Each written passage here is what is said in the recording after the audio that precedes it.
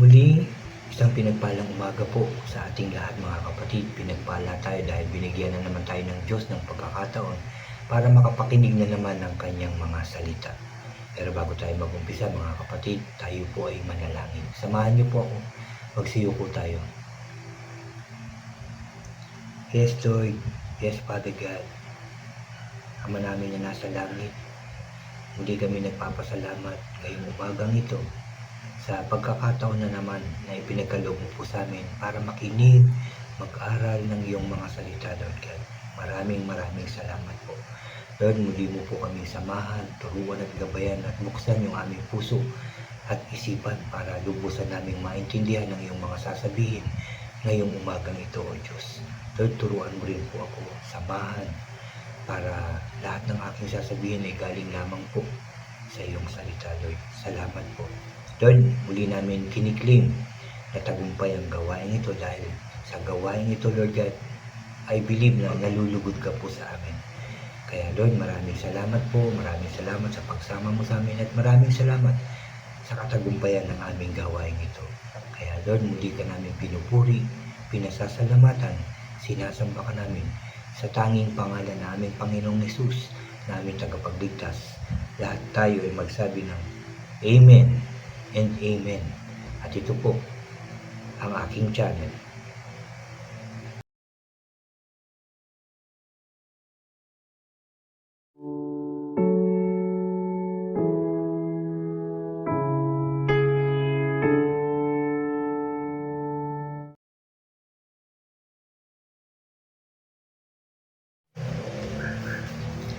Muli isang pinagpalang umaga po sa ating lahat mga kapatid. Bago po ako mag-start ng salita ng Diyos na aking isi-share ngayon, ay anyayaan ko lang yung mga bago po dyan sa aking channel na huwag niyo pong kalimutan na mag-subscribe.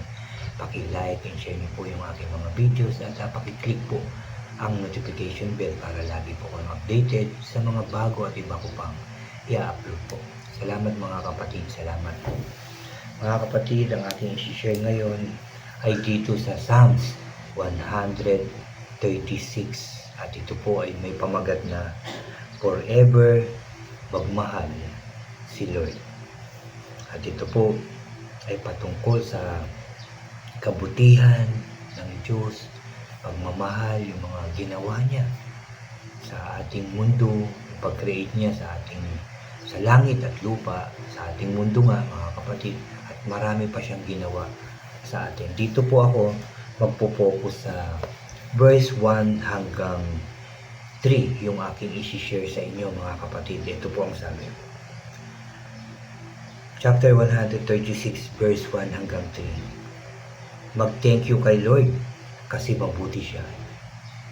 Forever siya kung magmahal. Mag-thank you sa Diyos ng mga Diyos. Forever siyang magmahal. At verse 3, mag-thank you sa Panginoon ng mga Panginoon. Forever siyang magmahal. At yan ang laging sinasabi, yan ang pinapaalala sa atin ng Diyos, na mag-thank you tayo lagi. Magpasalamat sa Kanya dahil ang pagmamahal niya sa atin ay forever. Hindi nagbabago kahit kailan. Tayo pang mga tao madalas magbago. Pero ang pag-ibig ng ating Diyos hindi kailanman nagbabago. Yes, totoo mga kapatid, dahil tayo madalas magkamali, magkulang, magkasala sa ating Diyos. At tayo ay, sabihin na natin tayo ay napapalo dahil sa ating mga katigasan ng ulo, sa ating mga kasalanan, mga maling nagagawa, naiisip at nasasabi. Lalo-lalo na mga kapatid, yung ating pagsuway sa kanyang mga utos at tuntunin. Sigurado ko, palo ang ating aabutin sa ating Ama na nasa langit. Pero dito, sa kabila ng mga ginawa niya sa atin, at sa kabila ng ating mga ginawa sa Kanya, sa kabutihan niyang ginawa sa atin, yun nga, sabi ko kanina, naging matigas yung ulo natin, ayaw natin sumunod sa Kanya. Pero dito sinasabi ng Diyos na forever ang pagmamahal ni Lord sa ating lahat. Wala siyang pinipili mga kapatid. Dito lang ako magmamahal, ito lang ang mahal ko. Hindi totoo yun. Mahal tayo ng Diyos. Yan ang sinasabi ngayon sa ating pag-aaral na to mga kapatid. At kung babasahin natin itong kabuuan ng chapter 136, napakarami pang sinabi rito. Sinabi pa rito siya lang ang may kayang gumawa ng mga nakabibilib na himala. Ayan naman ay totoo, di ba? Sinabi yan sa verse 4. Sabi sa verse 5, sa husay niya talino, create niya ang langit. Tapos sabi, forever siya kung magmahal. Di ba? Nandito marami siyang sinabi mga kapatid. Kung ano yung ginawa ng Diyos, kung ano yung kabutihan, kung gaano niya tayo pagkamahal. Kaya dito sinabi nga yung forever ang pagmamahal ng ating Diyos sa ating lahat mga kapatid. Basahin na natin lahat to dahil napakaganda nito. Sabi nga sa verse 4 kanina, siya lang ang may kayang gumawa ng mga nakabibilib na himala, forever siya kung magmahal. 5, sa husay niya talino, create niya langit at lupa, ang langit, forever siya kung magmahal. Nilatag niya ang lupa sa ibabaw ng tubig, forever siya magmahal. 7, create niya ang araw at ang buwan, forever siya kung magmahal. Ginawa niya ang araw para magliwanag sa umaga, sa verse 8 po yan. Forever siya magmahal. Yung moon at star naman para magliwanag sa gabi, forever kasi siya magmahal mga kapatid. At verse 10, ito yung ginawa naman niya doon sa pagpapalaya niya sa mga Israelita doon sa Egypt. Sabi dito, pinatay niya ang mga panganay ng mga Egyptian, forever siya magmahal. Pinalaya niya mula sa Egypt ang bayan ng Israel, forever siyang magmahal. At tuloy-tuloy pa, napakarami pang sinabi dito. Pero yung lahat ng ginawa niya, nakalagay doon yung forever siyang magmahal. Ulitin ko lang mga kapatid, kahit gaano kalaki ng ating kasalanan sa Diyos, kung tayo'y magbabalik loob sa Kanya, kung tayo hihingi ng buong puso at kaluluwa ng tawad sa ating Diyos, patatawarin niya tayo. Kasi nga, forever siya kung magmahal. Ano man yung nasabi natin sa ating kapwa, nasaktan, umiyak, kung hihingi tayo ng tawad, patatawarin tayo ng Diyos. Kasi forever kung magmahal ang ating Diyos. Kahit gaano kalaki, ano man yung kasalanan natin, ano man yung pagkukulang natin sa ating Diyos, dahil madalas tayong magkulang, di ba? Kasi sa sobrang busy, sa pagtatrabaho, o anumang gawain, mga isipin sa buhay, minsan nakakalimutan natin si God. Kasi bigla tayong makakaisip ng paraan, gagawa na tayo ng paraan, pupunta tayo doon, di ba? Gagawa tayo ng paraan, kikilos ng sarili na hindi natin nasasabi sa ating Diyos, na hindi tayo nakakahingi ng tulong doon sa ating Diyos. Yun yung ating mga pagkakamali at pagkukulang. Kaya minsan talagang, o baka madalas, palpak yung ating nagagawa. Maaring sabihin na natin, maaring maayos sa umpisa, pero habang tumatagal parang umihirap, parang naisip natin parang mali eh. Parang hindi maganda eh, di ba?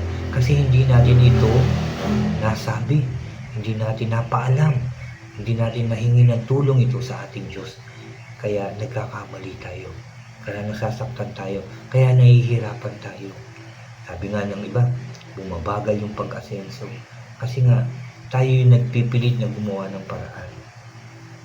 Iisip na ako ng paraan, itong gagawin ko. Minsan nga, umpisa pa lang, di ba parang ang hirap na, parang palpak na, di ba? E paano pa pag tumagal? Di lalong mahirap, lalong hindi maganda. Kaya every time na tayo ay may gagawin, may plano sa buhay, yung mga balak natin, sasabihin natin kay God, hihingi natin ng tulong. Hihingi tayo ng kaalaman, karunungan sa ating Diyos. At tatanungin din natin sa ating Diyos kung tama ba yung ating gagawin. Lord, ito ba'y makakalugod sa iyo? Magiging masaya ka ba, Lord, kung gagawin ko ito? Kasi forever magmahal ang Lord. Forever siya magmahal. Kaya lagi tayo magtatanong, lagi pray. Hindi tayo magpe-pray ng minsan lang, pag may kailangan lang, pag may plano lang, Lord, tama ba to? Okay din yun, pero dapat consistent, no? Tsaka dapat intimate yung relationship natin kay God. Talagang tanong ng tanong, paalam ng paalam kay God, hingi ng tulong. Kasi tutulong naman talaga siya. Kaya lang, huwag tayong magda-doubt. Huwag tayong humingi na tayo ng tulong kay God. Nagtanong tayo, pero gagawin pa rin natin. Teka nga, ako na nga gagawa ng paraan. Di ba? Matagal sumagot si Lord. Ganyan tayo eh. Dapat hindi tayo ganun. Mag-aantay tayo. Sabi nga, di ba pag nagtanong tayo kay God, sumasagot si God eh. Yes, no. Sabi pa nga, kuminsan wait lang. Di ba? Pero ayaw natin mag-antay kuminsan. Kaya gumagawa na tayo ng sarili nating paraan. Pero ang Diyos lagi lang naghihintay na kausapin natin siya, na humingi tayo ng tulong, na magtanong sa Kanya. Lagi nag-aantay ang Diyos. Kaya dapat lagi rin tayo nagpapaalam sa Kanya. Siya nagbigay buhay sa atin, sa ating lahat. Siya ang makakatulong sa atin. Dahil sa Kanya, walang imposible. Walang imposible sa Diyos. Luke 1:37, mga kapatid. So dapat ganun, mag-a-ask kay God, magbabasa ng Kanyang salita, sigurado may sagot sa ating mga katanungan, sa ating mga kagustuhan, may sagot ang Diyos. Ang kailangan lang natin ay lumapit sa Kanya. Hindi huli. I mean, may bala ka, pumalpak na saka ka lang lalapit. Dapat umpisa pa lang. Ano ang sabi? Seek first the kingdom of God and His righteousness, and all these things shall be added unto you, mga kapatid. Diba? Meron talagang sagot, meron. Uunahin mo lang siya, magtatanong, magpapasalamat, ikikling. At siguradong sasagot siya. At sigurado, magtatagumpay tayo. Hindi tayo masasaktan. Ayaw ni God yan eh. Ayaw ni God na masaktan tayo. Ayaw ni God na maghirap ang buhay natin. Gusto niya, lagi may pag-asa ang buhay. Gusto niya, maganda yung future natin. Yun ang gusto ng ating Diyos natin. Yun ang pangako niya sa atin, mga kapatid. To prosper us, not to harm us, to give us hope and a future. Yan ang plano ni God sa ating lahat. Ano lang ang kailangan gawin? Lumapit, unahin siya, at sigurado kung sasagot siya at ibibigay niya yung ating pangangailangan, yung ating hinihingi sa Kanya, mga kapatid, kasi forever magmahal si Lord. Salamat sa salita ng ating Diyos na ating narinig ngayon. I pray may kasagutan sa ating mga katanungan ngayon kung ano yung dapat natin gawin, di ba? May plano tayo, ano yung dapat gawin? Seek first the kingdom of God, di ba? Gusto ba ni God na itong buhay ko? Yes, gusto ni God na maayos, masaya, may pag-asa ang ating buhay. Ulitin ko lang, salamat sa ating Diyos, sa Kanyang salita na ating nabasa ngayon. Marami tayong natutunan, mga kapatid. Marami na naman tayong share din sa ating mga mahal sa buhay. Kaya uli tayong mananalangin, ipagpapasalamat natin ang salita ng ating Diyos na ating napakinggan ngayong umagang ito, mga kapatid. Samahan niyo po ako, magsiyo po tayo. Hallelujah. Hallelujah. Yes, Lord. Muli, aming amang makapangyarihan sa lahat, kami ay nagpapasalamat sa iyo dahil muli mo po kaming kinausap ngayong umagang ito. Pinaalala na forever ka magmahal. Ang gagawin lang namin ay sumunod at manatili sa iyo. Unahin ka dahil hindi mo gustong kami ay mapahamak. Kaya maraming salamat sa iyong mga salita, O God, na aming napakinggan na naman ngayon. Salamat po dahil itong sinasabi mo sa amin na forever ka magmahal, hindi nagbabago. Kaya dapat hindi kami magbago ng pagmamahal sa iyo, Lord. Hindi kami magbago ng pagsunod sa iyo, Lord God. Hindi kami magbago na gumawa ng mabuti para sa inyo at sa aming kapwa, O God. And I pray, Lord God, na yan ang gawin ng lahat ng tao. Lahat ng nakakapakinig ng iyong mga salita, magbago na Magbalik loob sa iyo ng totoo, Lord God. Sumunod sa iyong mga utos at tuntunin, Lord. I pray, Lord, yan ang magawa namin lahat. Sa pangalan ng Panginoong Hesus. Maraming salamat, Lord God, sa iyong salita, Lord God. I pray na gawin mo kaming masipag na mag-share ng iyong salita. Gawin mo kaming masipag na humayo, Lord God. Dahil yan ang purpose ng buhay namin dito sa mundong ito. Kaya mo kami binigyan ng buhay. Kaya hanggang ngayon buhay kami, Lord God. Dahil gusto mo magawa namin yung purpose namin at matapos namin ito ng maayos. Sa pangalan ng Panginoong Hesus, matatapos namin ito at magtatagumpay kami. In Jesus' name, O God. In Jesus' name. Lord, pinapanalangin ko ang lahat ng nakinig ng iyong salita ngayong umagang ito. Lord God, sa lahat ng taong babalik sa pagtuturong ito, sa pag-share na to, Lord God, sa video ito, I pray na pagpalain mo po sila, ingatan, gabayan, proteksyonan. Huwag pabayaan, Lord God, palakasin ang katawan. Huwag mo po silang pabayaang magkasakit, Lord, sa pangalan ng Panginoong Hesus. Maging maayos ang kanilang pamilya, sama-sama, nagmamahalan, nananalangin, nagpupuri sa iyo. Lord God, yan ang dapat namin gawin. Lahat ng pamilya, Lord God, dapat lumapit sa iyo, magpuri sa iyo, magpasalamat, sumamba sa iyo, at sumampalataya sa iyo. Lord, salamat po. Dahil lahat ng panalangin nito ay nakarating sa iyo at lahat ng hiningi naming pagpapala, ipagkakaloob mo to sa amin ngayon. In Jesus' name, Lord God, in Jesus' name. Maraming salamat po muli sa katagumpayan ng aming gawain ito at gagawin namin ito, Lord, hanggat nabubuhay kami dahil sasamahan mo po kami, Lord God. Sasamahan mo po kami. Salamat po muli, Lord, for all the blessings, guidance and protection na ipagkakaloob mo sa aming lahat. Salamat, Lord, sa katagumpayan ng aming gawain ito. Maraming salamat po. Salamat po sa pagsama mo sa amin. Salamat po dahil nariyan ka palagi sa aming buhay, sa aming tahanan, Lord. Salamat po sa iyong kabutihan at pagmamahal. Maraming salamat po.